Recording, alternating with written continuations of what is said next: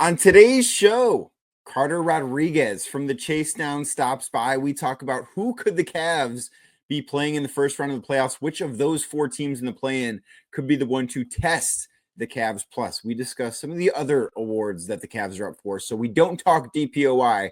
We talk about everything else. That's all straight ahead right here on Locked On Cavs.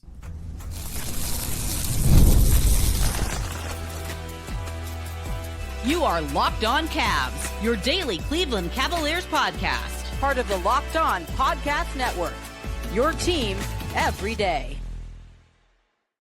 What's up, everybody? My name is Danny Cunningham. You might know me from my time covering the Cleveland Cavaliers, places like my Substack, The Inside Shot, Cleveland Magazine, 92.3 The Fan, and a number of other stops along the way. I want to say thank you to you for making Locked On Cavs your first listen today and every day. You can find the show anywhere you get your podcasts, Apple, Spotify, anywhere else. Drop us a 5-star rating. Leave us a nice review. Be a friend. Tell a friend about Locked On Cavs. Make sure you're subscribed. Make sure a friend is subscribed as well. And if you're watching on YouTube, do me a favor. Before we get started here, hit that thumbs up button for me. Click subscribe and hit that notification bell so you don't miss the latest Locked On Cavs content. A proud part of the Locked On Podcast Network, your team every day. Make sure you're also subscribed to the Locked On Cavs daily newsletter, your one stop for ultimate team and league coverage delivered right to your inbox. And if you sign up between now and April 30th, you'll be entered to win a $2,500 gift card to Best Buy, a $300 gift card to Game Time, or a $200 Fanatics gift card. Again, sign up at LockedOnDaily.com.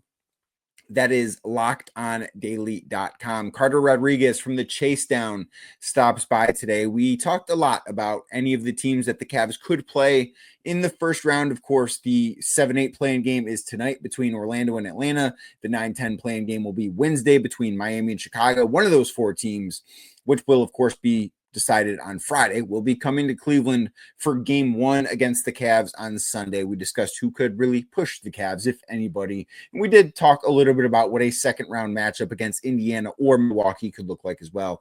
Also, at the end of the show, we spent some time talking about the awards because Evan Mobley is one of the favorites to win Defensive Player of the Year award, but a number of other Cavs are up for a number of other awards. So we spent time discussing those awards and what voting like that could look like. So before we get started, make sure you hit that thumbs up button on YouTube and subscribe wherever you get your podcast. So without anything else from me, here is Carter Rodriguez. And joining me now from the Chase Down is Carter Rodriguez. We've got a lot to talk about with the playoffs fast approaching the Cavs. Game one, as I've been saying for what feels like months on this podcast, game one of the first round for the Cavs will be Sunday, April 20th. That is Easter Sunday for some of you.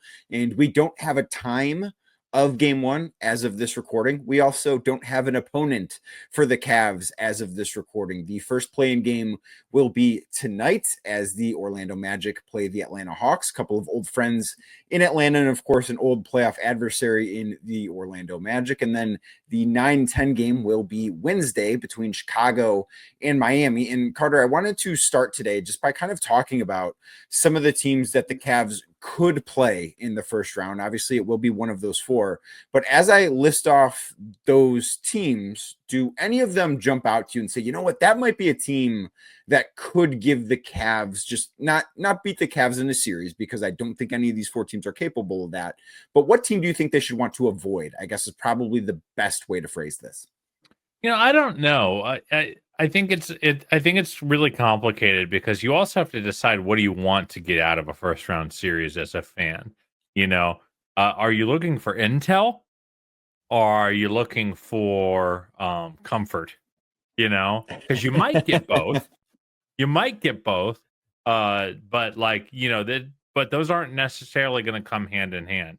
For example, like as someone who is, paramount worried about health, worried about seeing how the offense functions, I feel real conflicted about the Orlando Magic because on one hand, I would, if my one lingering concern I really have left about this team is how the offense is going to hold up in the playoffs, just because it hasn't been very good in the last 2 years.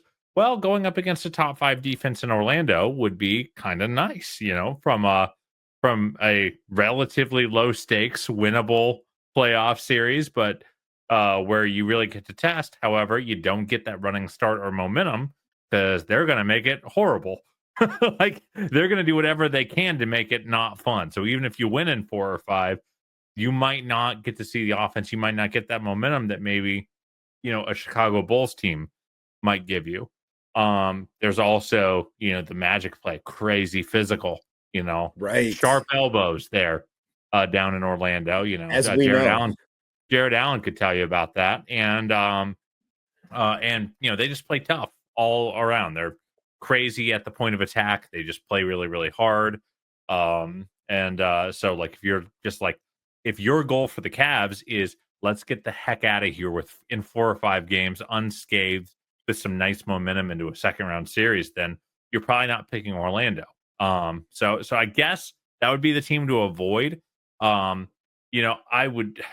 guess Miami, they're much better than their pretty very bad record of 37-45. They finished with a positive point differential on the season. So they have a win differential of like a 41-42 win team. But I don't know. I just really think that they should be able to beat that team. And it shouldn't take that much. And it might be nice on the other hand, like if Orlando tests you with their personnel, going up against Eric Spoelstra in the first round, he'll give you some good film to study, even if you win the series comfortably. So I don't know. That's where I'm at. How about you? So I'm with you on Orlando. I think that Orlando's offense is so bad. And even if the Cavs offense doesn't play at the same level in a series against Orlando that it did at its peak in the regular season, where, there was one point in the season, late in the season, where the Cavs had the best offensive rating of all time. Maybe that offense doesn't show up, but Orlando's offense is so bad that if the Cavs just play like league average offense, that is kind of 6 or 7 points better per 100 possessions than I think we could expect Orlando's offense to be. The physicality with Orlando is the thing that stands out to me. And we saw it last year in a 7-game series where the Cavs were the more talented team. I think that those are two teams that were in very different places this time last year than they are this time this year. And I do think that is something, it's just not fair to look at that series and say, yeah, it's going to be a carbon copy of that in the first round, because it's just not true. I do think that Miami is the one team you look at here and say, you know what, that coach is on the same level as Kenny Atkinson, because Eric Spoelstra is obviously one of the best coaches in basketball. I think Atlanta is a little interesting just because Trae Young has been, I think, so good as a distributor, and they've got Dyson Daniels, who's been a great perimeter defender, and we have at times seen in small bursts the Cavs struggle with defenders like him. Could that be an issue? Obviously, you have the Karis LeVert and George Niang revenge series angle, and I guess the same thing for DeAndre Hunter on Cleveland's end as well. And then Chicago is the one that I look at and say they play really fast. They shoot a ton of threes. They might hit, 23 threes in a game 3 in Chicago and win that game because of it. But I don't see another avenue for them to win another game. I do think that with Miami, they're the ones I look at and say, they want no part of doing this. I kind of think they want to lose in their play-in game on Wednesday. And if they somehow get to the postseason, this is not a Miami team that is worth confusing with the Miami team that made a run to the finals from the 8 seed. This is much different right now, I think. Yeah, I think that's fair. I mean, to your Bulls point, I think the thing with the Bulls, I got to say, they're probably my lowest preferred playoff opponent, just because I don't think I'm going to learn anything from that series. Their personnel is just not that good. There's not that one thing. There's not that one thing that they're going to really test for you that you're like, I almost feel like if you played a Bulls team, even if they took a game or two off of you, it doesn't get you ready for the Pacers or Bucks in the next round the same way that going up against Eric Spoelstra and Bam Adebayo and Tyler Hero, or going up against, Paolo and Franz and their perpetual rim pressure and, the Orlando's guards point of attack defense. Like, you're just really not getting any of that from a Chicago team. Like, even at least with Atlanta, it's like, well, we might be playing Tyrese Halliburton in the next round. So, different savant point guard, but one savant point guard into the next, a guy who's going to control the offense a lot, up the pace, et cetera, et cetera. It's be able to bomb away from three. Like, I'm just looking for something to learn, and like that thing that I guess we can learn is that team very good, offense very good. But I'd rather kind of learn that against a team that stands a chance to kind of make it hard. I asked Justin this, Danny, on our podcast, and I want to ask you. I'm assuming you don't listen. Of course I What do you listen. think? What do you think the Cavs' best offensive rating in any individual game in the postseason was last year? Oh my goodness. I don't know the answer to this, but it can't be good. It would have to The be best was good. I'll tell you that much. it would have to be one of the was it a game against Boston? Was It it was the game they won against game Boston. 2 against Boston? Yeah. Would they score 120 in that game? Was it like 118, something It around was there? Was it higher? 128. Oh wow. So that was their best. Their next best was 112.6. Oh, So like, we really need to see, if anything, if we're looking for anything in that first round against any of these teams, is, are they going to be in the 116, 117, 118 range? Everyone should expect a drop off. The playoffs make offense harder, but are they going to be collapsing down and having games in the 90s? They had a 91.2 in one of their losses to Orlando. Like, you can't have those bottom dropout offensive games. We really haven't seen any this season, maybe one or two all year. So I'm really interested to see if that stuff holds up. So again, that's why I think I'd like to see Orlando in a weird roundabout way, even though they present the most problems.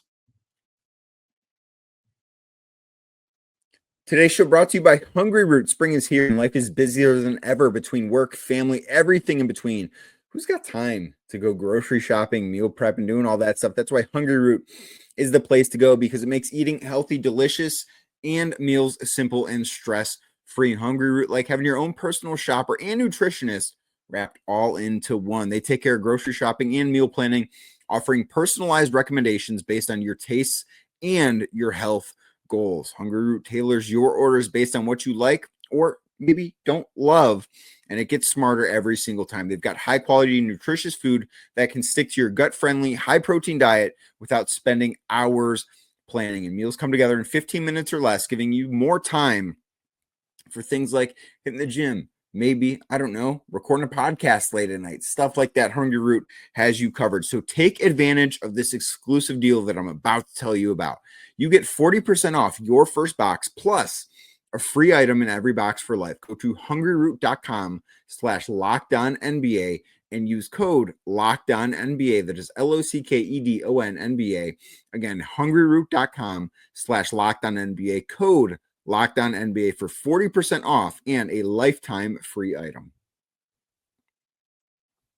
I do think that would be the series. That's the team most capable of testing the Cavs. But the way that I also look at this is, I don't know if the first round is where you want to see this Cavs team tested, because I do think, and I've talked a decent amount here and in other places, that I think Indiana is going to beat Milwaukee in that first round series. And I think that is a more difficult matchup for the Cavs than if Milwaukee were to win that series. Do we know what's going on with Dame? Is he We possible? we don't know what's going on with Dame. And last year we had heard from Milwaukee that, Giannis is going to be ready to play early in the playoffs, maybe game 2, maybe game 3, and he never showed up for the playoffs. Like, we don't know, and I don't think that you can necessarily, and listen, I think everybody wishes the best for him and is glad that, just like on a human level, he's okay while he's dealing with that, because it's obviously a very scary thing. But even if he is back, I don't know what you expect out of him in the postseason. And yeah, he's a really good player, but they're also not very good defensively when he's on the floor. I do think that Indy's the tougher matchup. I think the Cavs should actually, this is going to sound crazy because the Bucks have the best player in the Eastern Conference, but I think the Cavs should be happy if Milwaukee were to win that series, because Milwaukee has no chance at defending what the Cavs do best offensively. With Indy, they at least play so fast, right? Like, and we have seen this in the 2 games that were played this past weekend don't matter at all. Like, you can throw those games out as far as like schematic things. but they can play at a really fast pace. And I think that one of the things that they took pride in last year in the postseason was, yes, they slowed down a little bit, but it wasn't like, oh, the playoffs are here, it's time to grind to a halt, the way that we think of playoff basketball. So I do think that Chicago and Atlanta, being two of the three fastest paced teams in basketball, could actually be something that does help prepare the Cavs to find a way to slow down such a quick pace that they might see in the second round with Indy. Yeah, I mean, I will say, I got challenged. I made this exact point on my podcast, and I did get challenged. Indiana played 9 less possessions a game in the playoffs from their regular season. I don't think, I kind of made that point that they can kind of dictate their pace. They did not win necessarily by running teams off the floor. But I do, so like, I did think that was a noteworthy thing, and I feel okay bringing it up because I also got sunned by a listener on that. Like, no, they did slow down a fair bit, and everyone slowed down. It was a really, really chuggy playoffs, if you remember. Right. So even Indy at 9 possessions slower per game, which is like the difference between, like, there isn't even a difference between first and 30th. That's more than that. But even that, they were still the 6th fastest playoff team. Playing some teams that were desperately trying to slow them down. I think with Indy, the thing that makes that scares me about them is the ball pressure. If there's one thing I've seen that has, if the Cavs have one fatal flaw offensively, is that they don't like it when you make them back up. They, Darius and Donovan love a drop coverage, baby. They love a conservative shell defense that they can just poke and prod and hit pull-ups over and just kind of survey. I think the teams that are comfortable blitzing them are comfortable beating them up a little bit, making catches hard, turning the corner hard, obscuring sight lines. I think those are the teams they just don't like dealing with that much. And with Nimhard, Neesmith, McConnell, they got a lot of guys on that end of the floor that really, really challenge you. And then they are one of the only teams that have a true switch killer in Pascal Siakam. Like, you cannot switch Max Strus or Ty Jerome onto Pascal Siakam because he will get the spin cycle going. He will draw fouls. He will finish over you. And he's a guy that I think the Cavs have had a lot of trouble with. In one of their wins earlier in the season, one of the only reasons they were able to win is because they went to a zone and it just stopped. I was just going to bring that up. So, like, I don't know. I just think Indiana, I actually think Milwaukee is still more talented holistically than Indiana, just because, Giannis is that good. But, like, I just think what Indiana is good at up and down their roster, stuff the Cavs aren't that good at. I think it's it's more of a styles make fights league than I think it's ever been. And I think that Indy would give this Cavs team a much better run than what the point differentials would suggest. I think so too, and I'm glad you brought up that. So the Cavs played Indy in back-to-back games in January, and I do think part of that was when the Cavs sort of entered their first lull of the season. It was very shortly after the win over OKC, and then you remember the next night they played Toronto, and they needed Darius to go for 40 to find a way to beat a bad Raptors team, just because they played basically hangover basketball coming off of the high of an incredible victory the night before, and then they looked sluggish for about 2.5 weeks after that, and that included both games against the Pacers. The one in Cleveland was the Cavs' lowest offensive output of the season. They only scored 93 points. It's the only time this year they didn't crack 100 points in a single game. So that is something that you look at. And Tyrese Halliburton left the game at halftime or maybe before halftime in that one. And I think the Pacers game plan changed a little bit and the Cavs were just not prepared. And again, a little sluggish. Then you brought up Siakam in the game that the Cavs played, which was a back-to-back game. It was a Sunday, Tuesday.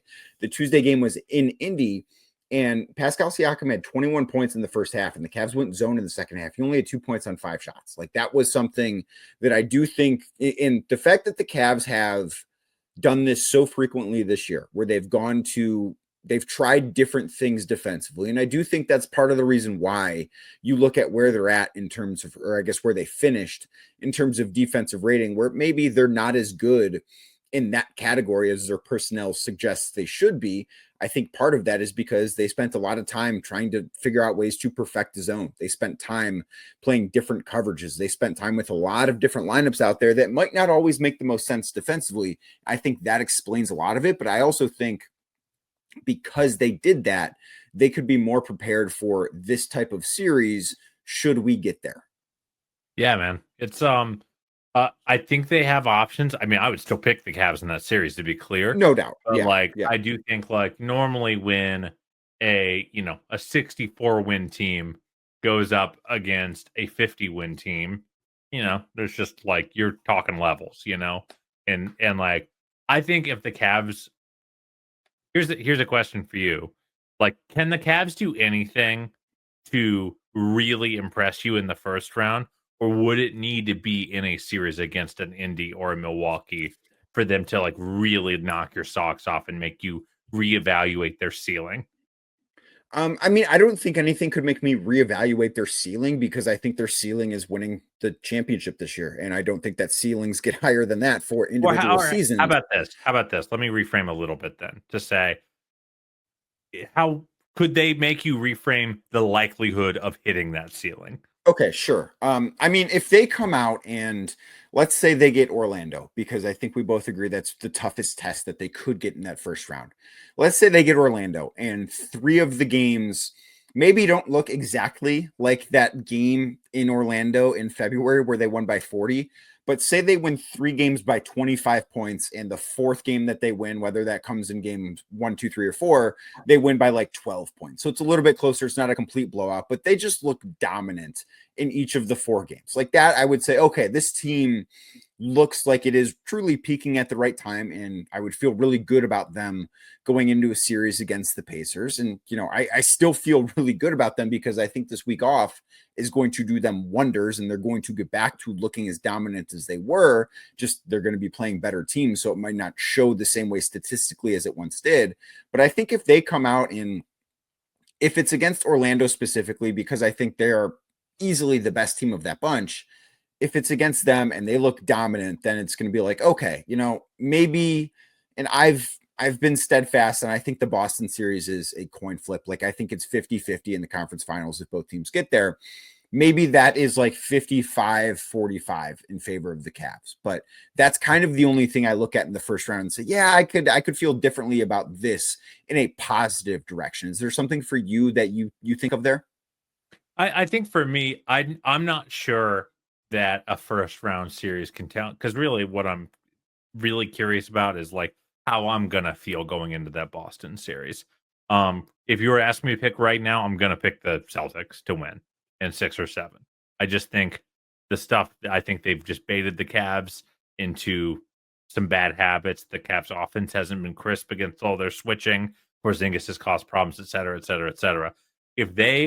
I don't know if a first round series will make me change that pick. I do think a second round series could make me change that pick. If they go and play Milwaukee or Indy and run them off the floor, if they win a second round series in 4 or 5 games and look really, really polished and dominant in doing so, then I think that's where I go. All right, I'm with you guys. I'm ready to pick. I'm ready to pick Cavs. We're going to the finals, So it's a small distinction, but I do think it's a meaningful one.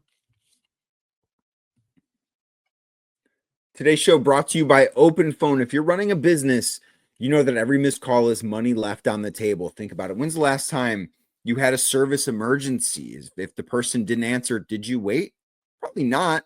That's why you need Open Phone. Open Phone is the #1 business phone system designed to streamline and scale your customer communications all through an app on your phone or computer. You don't need to carry 2 phones. With Open Phone, you can manage your business calls and texts from one app, whether you're at your desk or on the go. And the shared inbox feature means that your team can jump into any conversation without missing a beat. Plus, the AI call transcripts and summaries save you time on follow-ups, and ensure that you never lose track of customer interaction. And right now, OpenPhone is offering my listeners 20% off your first 6 months at openphone.com/LockedOnNBA. That is openphone.com, openphone.com/LockedOnNBA, LOCKEDONNBA. And if you're switching from another service, OpenPhone will even port your existing numbers over at no extra charge. OpenPhone, no missed calls, no missed customers. And then the other thing I wanted to talk about today is some of the awards races. And we've spent, if you listen to this show, if you listen to the Chase Down, if you listen to any basketball podcast right now, you've heard quite a bit of conversation about the Defensive Player of the Year award race, which is between Evan Mobley and I guess somehow Draymond Green and a couple of other guys who I do think actually really deserve it, probably more than Draymond Green. So what we're going to do is not talk about that. We're going to talk about the other awards because there are a few, Carter, that guys on the Cavs I think have one, either a very good case for, or two, should be the outright favorites for. And the one that I want to start with is the Coach of the Year, because I think that of all of the ones that somebody in Cleveland should win, it should be Kenny Atkinson and it should be Coach of the Year. Yeah, and I think most betting markets have shown that to be the case. Kenny's been the front runner for some time. You're hearing more noise for JB. And I will say, as someone who has grumped a little bit about how eager it seems that some of the media commentary, it seems eager to look for alternatives a little bit, for all these awards that the Cavs, you would think would be front running for. And I'm just going to get a little dose of petty. No one's challenged Peyton Pritchard, the sixth man of the year. It's just been a guarantee, and no one's even considered it since. Yet every month, every member of the Cavs up for something. Everyone's like, are we sure there isn't someone who deserves it way more? So there's my petty. I'm putting it off to the side. I think Justin, my esteemed co-host, kind of made the best case for Kenny in making the case as to why Monty Williams won the award a couple years ago over JB. Taking a team from a 40-win team to a 60-win team is just harder and more rare than going from a team in the teens and getting them up to 40 wins. It's hard, it's more rare. There's also it's just getting up to that highest echelon of the league is something that most coaches just never get to. So there's that. There's also the fact that Kenny inherited almost exactly the same roster year over year. And, there was no major personnel change. Malik Beasley, Tim Hardaway Jr., Tobias Harris, all these guys who have been really important to the Pistons becoming a more respectable team simply were not there last year. So you kind of look at all those things. You look at all the stuff that are within the realm of control for a coach. Kenny's kind of nailed every single one. He's gotten buy-in. He's had players have career years under him. The team has made great strides on both sides of the ball. It just kind of feels like a no-brainer to me. And I've said it on my podcast. I'll say it again. I think the best coaching Kenny did all year happened the day he took the job, which is that he wanted to coach the roster he signed up to coach. Right. He wasn't I am sure that there are coaches that came into their interviews and said, here's how we're going to play smaller.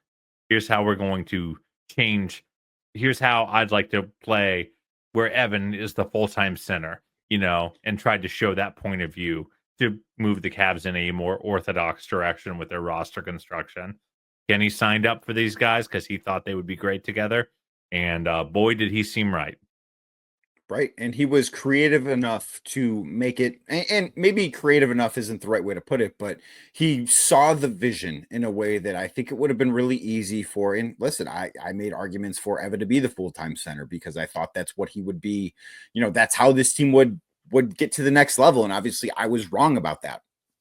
But the fact that he was able to see what they did well and not try and change it and say, if we do this, it could get better, but how can we improve upon what we're already doing? I think that is a really big deal. All right, I want you to pick another award that somebody in Cleveland is up for, and I want to talk about that. So I'm leaving this up to you. I think Ty Jerome deserves 6 Man of the Year credit, and I think DeAndre is obviously the other candidate. I think they're both going to suffer from split votes and the aforementioned just decision to give the award to Peyton Pritchard in I don't know, November. But I just think Ty has been the best per minute kind of bench player in the league. I think he embodies the spirit of the award. I think he also is the best break glass in case of emergency player among the candidates. Again, going to the spirit of the award, when the things aren't going well for the Cavs, Kenny says, Ty, can you go do something? Yes. Can you go create something of your own volition to change the energy and rhythm of the game? Whether that be, lunging for a steal at half court as they're crossing half court, whether it is, getting to the lane and, using those sharp elbows to clear out some space and change the physicality and tone of the game. I feel like he is the tone changer for the Cavs off the bench. He changes the rhythm. He changes the speed at which they play. But he fits too. He's not so far off schedule that he can only help in a very limited context. So, I just don't know of any player in the league. Naz Reid might be the only other, guy that, by the way, we just kind of decided he can't win this year, even though he's been just as good as he was last year. Goes to, how fickle some of these award races are. But I think Ty, just overall embodies the spirit of the 6 Man of the Year awards and has the numbers to back it up. So I really wish, and I think that he's got a really strong case for 6 Man of the Year. I actually think Malik Beasley in Detroit has a super strong case, and we don't talk about him enough. The fact that he finished second in the NBA in 3-pointers made as a bench player, I think is a really, really impressive thing. And he deserves, I would vote for him over Peyton Pritchard. I don't know who I would necessarily vote for between him and Ty, but I would put probably Malik over Peyton Pritchard. The award that I wish Ty would win or could win, and he can't because he's not eligible, but the one that I think he deserves the most is actually the most improved player. Because for that one, you do have to hit the 65 games. You have to play 20 minutes in 65 games. Ty has not done that, so he's not eligible to do that. But prior to this year, he had never played in more than 48 games. He had never scored more than 10.7 points a game, which came in 33 games with an OKC team that was tanking in the second year in the league.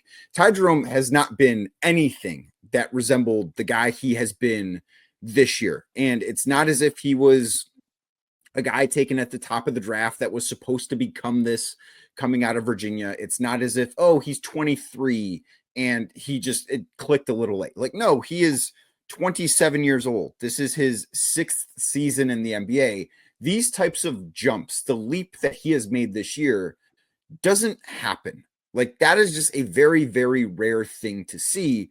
And I don't know if Dyson Daniels is going to win it. If he does, that's fine. Cade Cunningham's going to get a lot of votes. I really disagree with that. He was the number 1 pick. I don't know that he necessarily improved a ton so much as the roster around him got better and he looks better because he's not playing with guys that don't belong in the NBA anymore. I really think that this is the award Ty deserves, and it bothers me that he can't even be considered for it. Yeah. It's definitely, I didn't know he didn't even hit the threshold. So he's played in 70 games, but he hasn't played 20 minutes in 65 games. It's really silly. I it's think the that's same a reason very why silly threshold for this particular award. It's the same reason why Chris Dunn can't be an all defense player over with the Clippers. Chris Dunn deserves to be, he's been one of the 10 best defenders in basketball this year. He deserves probably to be second team all defense, and he can't receive a single vote because of it. It's just, at a certain point, it gets silly. Yeah, well, certain things I very much understand the game threshold, whether or not you like it. Mm-hmm. But this one seems pretty silly for most improved. And going back to, I'm a big spirit of I'm a big de facto, not de jure kind of guy.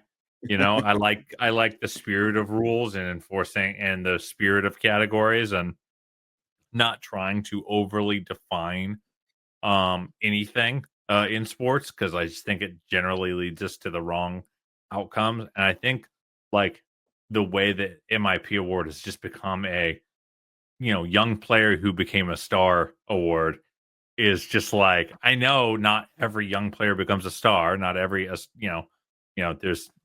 there's plenty of guys who plateau and it's hard to become a star. It's probably the hardest thing to do. So I get that. But like, why did we make the award, Danny? Did we make the award to say congrats, Cade Cunningham? You're now worth your draft slot. I don't think so. I think we made the award to say, hey, this guy wasn't nothing, and now look, he's something. Yes. And like, is there a better example of that in the league than Ty Jerome? I don't think so.